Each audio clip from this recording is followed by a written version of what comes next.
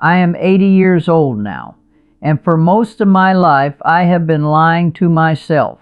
Not the kind of lie that hurts other people, not the loud kind, the quiet kind, the kind no one ever warned me about, not my parents, not my teachers, not anyone who told me how life was supposed to work.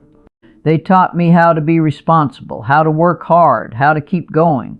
No one taught me what I would regret, so I told myself I was doing the right thing. And I believed it for 50 years. I am sitting alone as I say this, in a quiet home that no longer feels busy. The rooms are clean, too clean. Nothing is out of place. There are photographs on the walls, smiling faces, children who were once small enough to reach for my hand. I have time now, more time than I ever had before. Time I once begged for. Time I promised myself I would use properly one day. And now that I finally have it, I understand something I did not understand back then. Time does not return what you postponed. For years, I believed I was building a future for my children. I thought I was being careful, responsible, strong. But the truth is simpler than that. I was not building a life. I was building a schedule. And while I was busy keeping everything running, my children were growing up without me, even though I was there. I did not start out careless. That is important to say. When I was younger, I wanted to be a good mother, not just in name, but in effort. I wanted my children to feel safe, to never worry about money, to grow up knowing their future was protected. I believed that was love. I married young. I built a family. 2 children came into my life one after the other, and I remember holding them and feeling something close to fear. Not fear of them, fear of failing them. I told myself I would not be weak. I would not be irresponsible. I would not leave things unfinished. So I worked. I planned. I prepared. I learned how to be useful, how to be reliable, how to keep everything moving forward. People praised that part of me. They said I was strong. They said my children were lucky, and I believed them. When I missed a moment here and there, I told myself it was temporary. Just for now, just until things settled down. I believed presence could wait, that love could be stored for later. I thought being there physically was enough. Coming home, putting food on the table, asking quick questions before moving on to the next task. I thought that was what adulthood looked like. I did not feel cruel. I did not feel absent. I felt necessary. And that feeling is dangerous, because when you feel necessary, you rarely stop to ask what you are quietly replacing. Little by little, life became organized around urgency. There was always something that needed my attention, something measurable, something with a deadline.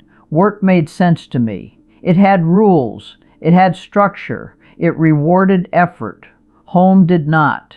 At home, things were messy. Emotions did not follow schedules. Children did not wait until I felt ready. So I chose the place where I felt competent. I told myself I was doing it for them, for their future, for their stability. I repeated that sentence so often, it began to feel like truth. When my children spoke to me, I listened with one ear. I nodded. I answered quickly. I believed efficiency was kindness. If they showed me something they had made, I smiled. I said the right words, and then I moved on. I did not notice when they stopped waiting for my reaction. I did not notice when they learned to take care of their feelings quietly. There were dinners I missed, evenings when I came home tired and distracted, weekends spent catching up instead of slowing down. Each time I told myself the same thing. This is what responsible people do. This is what love looks like when you grow up. I did not realize that love, when postponed too often, begins to feel like distance. I did not see it as neglect. I saw it as discipline, as sacrifice. Looking back now, I understand something I could not see then. It was easier to stay busy than to stay present. It was easier to feel productive than to sit with emotions I could not fix. So I kept choosing the life that asked less of my heart and more of my time. And my children grew quietly in the space I left behind. There is one moment I remember more clearly than most, not because it was important at the time, but because of how ordinary it felt. One evening, one of my children came to me with something in her hands, a piece of paper, a drawing she had made that day. She was excited, standing close, waiting. I looked at it for a few seconds. I said something kind, something automatic, and then I turned away. I do not remember what I was rushing toward. An email, perhaps. A task that felt urgent in that moment. She stood there a little longer. Then she walked past me and put the drawing on the refrigerator herself. At the time, I thought nothing of it. Years later, I found the drawing in a box, folded, faded. I held it in my hands and realized I could not remember the last time I had stopped what I was doing and truly looked at my child's face. Not glanced, not acknowledged, looked. There were other moments like that, small ones, easy to dismiss. Quick conversations I rushed through, questions I answered without asking one in return, stories that were told halfway because I was already somewhere else. I did not see disappointment. I saw patience. I did not see withdrawal. I saw independence. What I did not understand then was that children do not stop needing you all at once. They stop, little by little, when waiting begins to hurt more than silence. And by the time I noticed the quiet, it had already learned my name. As my children grew older, the distance did not arrive suddenly. It learned how to speak first. They became quieter around me, more careful with their words. They answered questions politely, but they stopped offering stories. I told myself that was normal, that it was what growing up looked like. Teenagers pull away. That is what people say. But there was a moment I cannot forget. One evening, after something small had gone wrong, nothing serious, just the kind of trouble that asked for guidance, I tried to step in. I raised my voice, not in anger, but in authority, and my child looked at me in a way I had never seen before, not defiant, not afraid, tired. She said quietly, "You don't get to show up now and pretend you care." I remember feeling something tighten in my chest. I told her she was being unfair, that everything I had done was for her. That sacrifice was not always visible. She did not argue. She just said, "I didn't need you to sacrifice. I needed you to be here." There was nothing I could say to that. So I said nothing. That silence stayed with us. From then on, our conversations became careful, shorter, safer. I still love my children. That never changed. But love, without presence, does not know where to go. Their lives continued. Friends, plans, dreams. They stopped asking for my opinion, stopped waiting for my approval, and I told myself again that this was just another stage, that things would be closer later, when work slowed down, when life settled. I did not understand then that distance does not disappear on its own. It grows comfortable. It learns routines. And by the time you reach for it, it no longer feels unfamiliar. It feels earned. The moment I understood did not arrive with noise. There was no argument, no final goodbye. It came quietly. My children grew up. They moved away. They built lives of their own, as they were supposed to. I told myself I had done my part, that this was the reward for all those years of effort. But something felt different. They called, but not often. When they visited, we were polite with each other, careful. We talked about work, about the weather, about small, safe things. We did not talk about feelings. We did not talk about the past.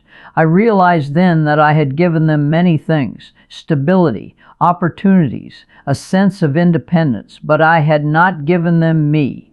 And now, as adults, they did not know how to reach for me because I had never taught them how.